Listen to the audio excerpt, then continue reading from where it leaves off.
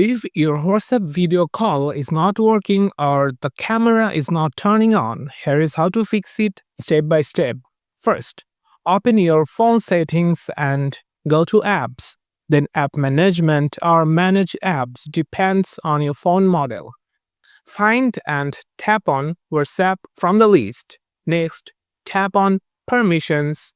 Make sure camera and microphone permissions are both set to allow. If they are denied, WhatsApp will not be able to access your camera during a video call. Now go back and tap on storage. Then hit the clear cache option. These will not delete your chats, but it helps to fix glitches that might be affecting the call. Also, make sure your internet connection is strong. A poor connection can stop the video from loading properly. Try switching between Wi Fi and mobile data to see what works better. Don't forget to update WhatsApp.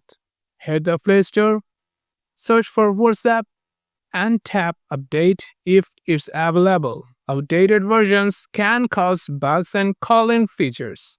And finally, restart your phone. A fresh reboot can help in fixing temporary app issues. That's it. Your WhatsApp video call should now work properly with the camera on. If this helped, make sure to like and subscribe for more helpful tech tutorials.